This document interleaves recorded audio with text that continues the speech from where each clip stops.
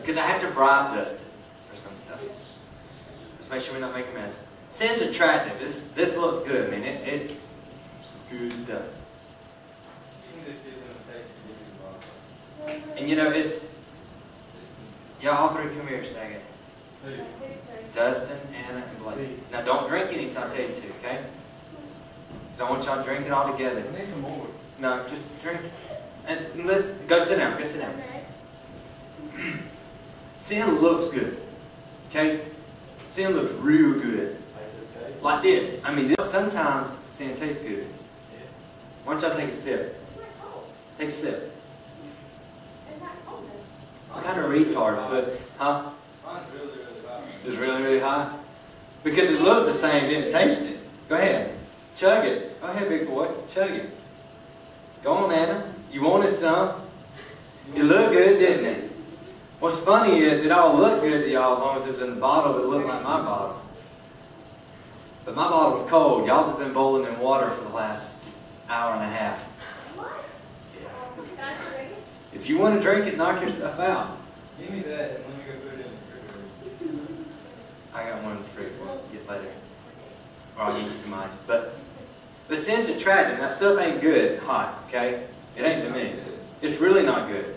Sin looks good. Sin looks good. You know what I'm saying? It's real attractive. What it said here, it said Eve, I'm going to read, when the woman saw the fruit of the tree was good, and also desirable, pleasing to the eye, herself into. Eve didn't understand that it may look good, but it ain't. As soon as she took the bite of that apple, you know what? I bet for a moment it was good. It tasted like a nice cold Sinkist. So y'all are mad now because I gave y'all hot Sinkist. No, I'm not. Blake's just gonna drink it anyway. I'm not just having I mean, y'all are like sipping it. Man, if it was cold, y'all would have done chugged it and burped it and everything else. It's kind of... But I mean, it looks good, and it's always pleasing to the eye. It looks cool for your friends to be smoking and drinking and cussing and acting like a bunch of retards. That looks cool because it's pleasing to the eye. Everybody else is doing it. But what you don't understand is sometimes when you get a hold of it, it ain't got the same flavor as what it looks like. You know what I'm saying? There's some vegetables that look really good. I went to a wedding, rehearsal dinner, Friday night. I walked in, the place looked beautiful. There was a tomato there with this avocado and lobster stuff on top. And I thought, man, I bet that stuff is going to be good. I don't even like tomato. I'm going to try it anyway. It was pleasing, very beautiful. Well, salt and pepper on that sucker to make it good. I couldn't hunt enough stuff to put on it to make it good. They didn't have no hot sauce in this joint. Okay? I'm talking about it was, I mean, fancy, you know what I'm saying? But it wasn't good. It was beautiful. It was very attractive. But the taste was horrible. And sin's the same way. You know, I always thought it was cool. My friends that smoke cigars, I thought, oh, this is awesome.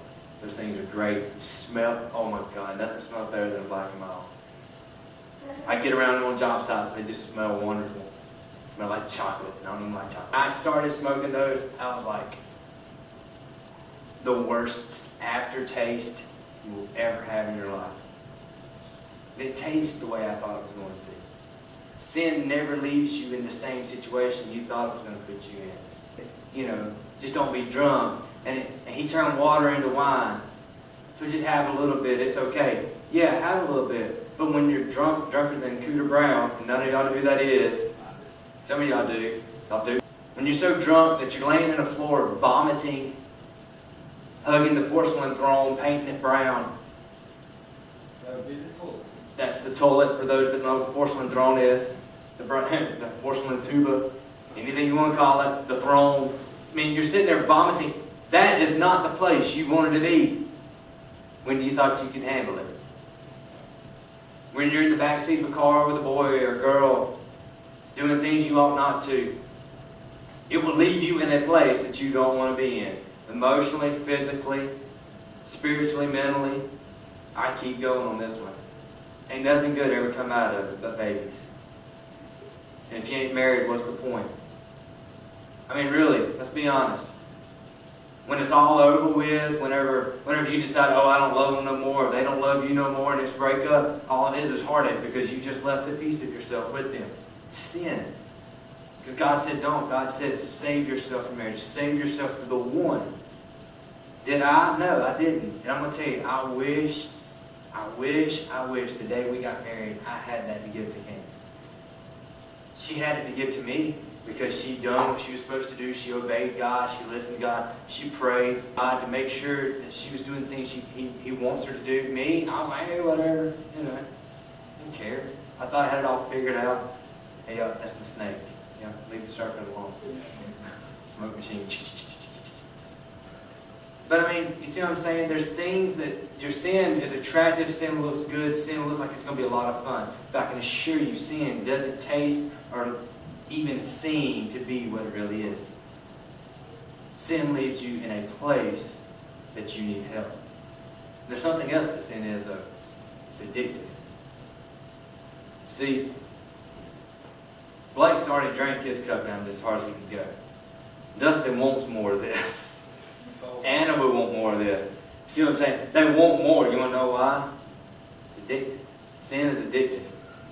It's attractive. It looks good. And I'm going to tell you, when you sin for the first time, sometimes it comes out for the good. Sometimes you're like, oh God, I need to think about this. But most of the time, we're like, hey, this is awesome.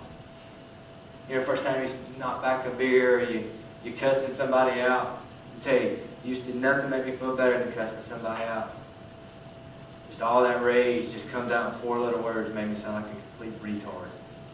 Like I didn't have a better vocabulary than 4 letters because I was just stupid. And I thought that was just awesome. But whenever me and Cliff done the research for me. Me and him sit down and talk about it. When he was looking at this, he said, you know, Sinkist is the only orange drink.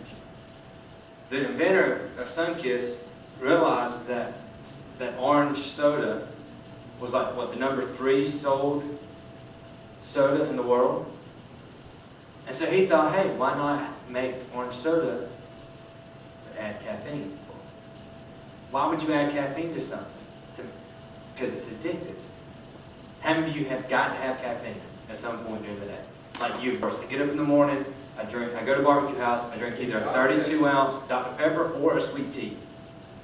Okay? By 9:30, 11 o'clock, somewhere in that range, I'm going to get something else to eat with something else to drink. When I get off work, I will take that same 32-ounce cup, go back to barbecue house most days, and get it filled back up with Dr. Pepper or tea, also whatever I got that morning. Okay? Y'all with me so far? Talk about addiction. Alright? Then I go home and we go eat dinner. Guess what I do? I drink tea or Dr. Pepper. I go home before I go to bed. Guess what I drink? Tea or Dr. Pepper.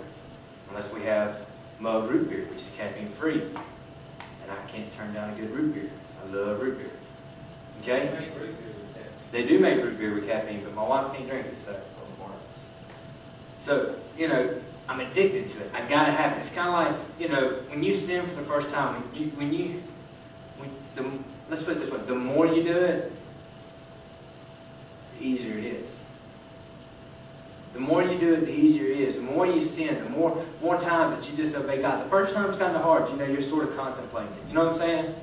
The first time you want to do something wrong, or you know it's not right, you sort of think about it. Should I really do it? That's the problem. You know, but I mean, and you're like, should I not? Okay, yeah, I'm gonna go ahead and do it. You do it, so guess what happens the next time? No thought whatsoever. So once you pass the conviction point, okay, when conviction no longer exists in this area in your life, when sin just, you can just do it without, the more you do it, the less